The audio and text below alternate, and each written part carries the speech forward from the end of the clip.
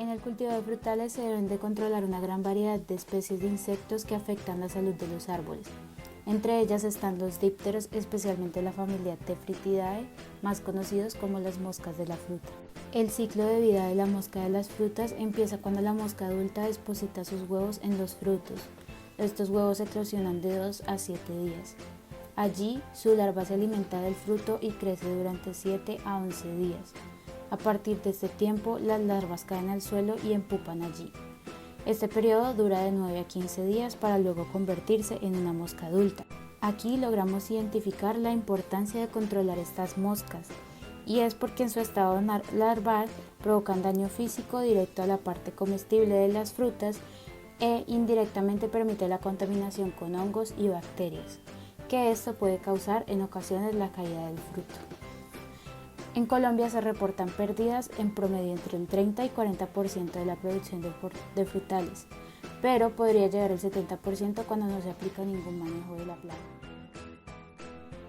Para la práctica del muestreo de dípteros, llevada a cabo con orina humana como atrayente, procedimos a la fabricación de trampas que nos permitieron capturar las especies de dípteros que afectan a la calidad del fruto de los árboles de mango que se encuentran en el campus de la universidad. Estas trampas consistían de botellas plásticas recicladas, preferiblemente que fuesen transparentes para tener una mejor visualización tanto de los atrayentes como de los dípteros en el momento de realizar su conteo. A estas botellas, preferiblemente de una capacidad de 600 mililitros de contenido, se le realizaron 4 agujeros en la mitad superior de la botella, cada agujero de un tamaño aproximado de 5 por 4 milímetros. Este tamaño es ideal para la entrada y captura de las moscas de la fruta. Estos agujeros se realizaron calentando la punta de una varilla metálica. Se agregó a una especie de techo con la función de evitar que la botella se llenara de agua en el caso de que se presentara lluvia. Esto ocasionaría que el atrayente perdiera propiedades atractivas para las moscas. Ya en la preparación de las muestras atrayentes, las cuales consistían de agregar a una botella orina humana hasta alcanzar una altura de 4 centímetros. En la segunda botella se llevó a cabo la preparación de la muestra blanco. Esta contenía la mezcla de agua más colorante de cocina. La función del colorante era asemejar el color de la muestra blanco al color de la muestra que contenía orina humana. Ya finalmente se llevaron las botellas con su respectivo atrayente y se ubicaron en ramas de árboles de mango, de ser posible en las zonas donde hubiese frutos maduros, con el fin de atraer la mayor cantidad de dípteros que fuera posible y de esta manera realizar un control más efectivo de las moscas de la fruta. La fecha de instalación de las trampas fue el 19 de noviembre del 2020. El muestreo número 1 se realizó el 26 de noviembre del 2021 y lo veremos a continuación. Acá tenemos la trampa con orines, vemos 2 vivos, vamos a vaciarla, se alcanza a ver una tijereta y algunos dípteros.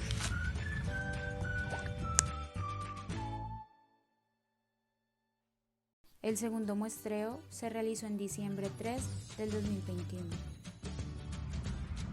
Acá se observan algunos vivos y muertos también.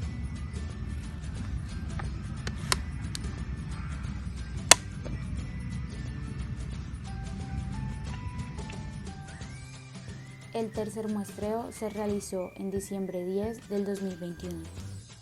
Vamos a vaciar para hacer el conteo de las dípteras.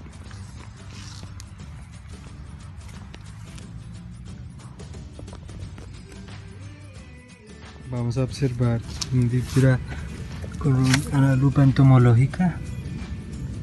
Observamos la mosca de la fruta, se ve claramente. Tiene sus alas tienen un borde amarillo con negro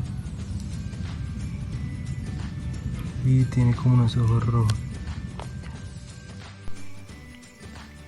Los 3 muestreos que se realizaron durante la investigación nos proporcionaron unos datos que fueron consignados en una base de datos compartida por los estudiantes del curso Manejo Integrado de Plagas, con el fin de analizar e interpretar los resultados obtenidos en el muestreo para poder darle respuesta a dos preguntas planteadas al inicio de la investigación.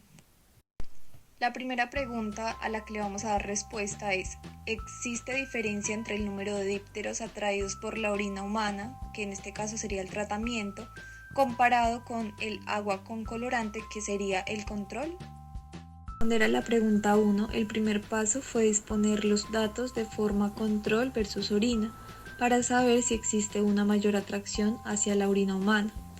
Luego de esto, con ayuda del programa PAST, se hace una tabla descriptiva de los datos de tratamiento versus control, lo que nos arroja los valores de media y los valores del error estándar en cada tratamiento. Con esos valores de media, vamos a realizar un gráfico de barras y analizar su comportamiento. Como se puede observar en el gráfico, con respecto al promedio de dípteros atraídos al tratamiento y control, se evidencia que existe una gran diferencia entre la atracción de los dípteros hacia el tratamiento orina humana con respecto a los dípteros atraídos hacia el control. También se observan unas líneas verticales de color rojo en cada barra que corresponde al valor del error estándar, donde el control se observa un valor menor en comparación al error estándar del tratamiento. Esto se debe a que existe una mayor distancia entre los valores mínimos y máximos en el tratamiento que en el control. Para realizar el análisis estadístico se tiene que determinar si se tiene una distribución normal. Para eso vamos a usar la prueba de normalidad de Shapiro-Wilk, específicamente su P normal. Este nos arroja un valor que es menor al valor de significancia, que corresponde al 5%, tanto para el control como para el tratamiento, lo que indica que no se presenta una distribución normal y se debe realizar el análisis mediante estadística no paramétrica. Por lo anterior se plantean dos hipótesis: la hipótesis nula, que dice que no existe diferencia significativa entre los números de dípteros atraídos con la orina humana y con agua de colorante, y la hipótesis alterna, que dice que sí existe una diferencia significativa entre el número de dípteros atraídos con orina humana y agua con colorante. Para responder a las hipótesis planteadas anteriormente, vamos a usar la prueba estadística no paramétrica Mann-Whitney, donde muestra que el valor de P es menor al valor de significancia, que corresponde al 5%, por lo que se rechaza la hipótesis nula y se verifica que sí existe diferencia significativa entre el tratamiento y el control. La segunda pregunta que pretendemos resolver con el desarrollo de esta investigación es saber si hay variación en el número de dípteros atraídos respecto al tiempo en un periodo de 3 semanas. En primer lugar, organizamos nuestros datos de manera que se especifique la semana en la cual se hizo cada muestreo. Posteriormente, realizamos una descripción estadística de nuestros datos ya organizados en el programa PAST. En la tabla se observan valores importantes, como lo son el número de datos N, que corresponde a 49, que sumados las 3 semanas dan 147, que es el valor del número de datos totales utilizados en la pregunta 1. Otros valores importantes de la tabla son las medias de cada semana y su error estándar, que depende de los valores mínimos y máximos. Luego procedemos a realizar la gráfica, en la cual compara las medias obtenidas en cada semana, y observamos que en la semana 1, con una media de 20, es menor a las medias de las semanas 2 y 3, que rondan los 30 dípteros. En la gráfica también observamos el error estándar de cada media, que aunque no es muy bajo, tampoco es muy alto. Por ende, podemos decir que las medias se calcularon con algo de precisión. Para realizar el análisis estadístico de nuestros datos, debemos determinar si este experimento tiene una distribución normal. Para ello, usamos la prueba Shapiro-Wilk de normalidad. De allí vemos que los valores P normales son menores al valor de significancia 0,05. Esto quiere decir que nuestro experimento no tiene una distribución normal. Por ende, para analizarlo debemos usar pruebas no paramétricas. Para ello realizamos dos hipótesis. La hipótesis nula decimos que no hay variación en el número de dípteros atraídos por semana.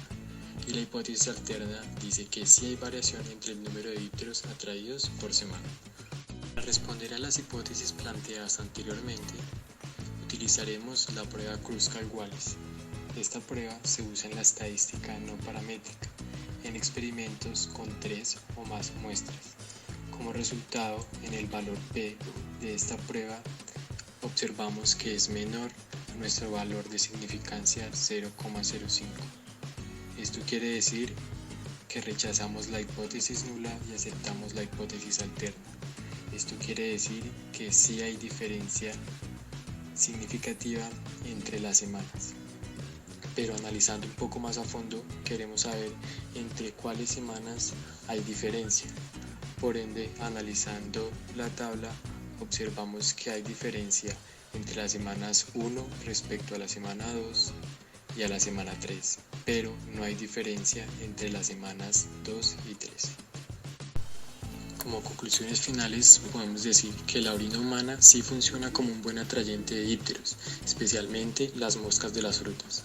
También las trampas con orina humana sirven como un método de muestreo de dípteros y en buenas cantidades podrían funcionar como un método de control de tipo etológico, amigable con el ambiente, fácil de implementar y de bajo costo. Además, esta metodología de trampeo se puede extender y aplicar a diversos frutales, especialmente los leñosos. También el agua con colorante definitivamente no funciona como un atrayente de dípteros. Y finalmente, el número de dípteros atraídos sí varió respecto al tiempo, y esto se debe principalmente a las condiciones climáticas como lluvias constantes, pero también se puede deber a la altura, ubicación y cercanía de las trampas con las frutas o a la cantidad de frutas que tiene el árbol donde se instalaron las trampas.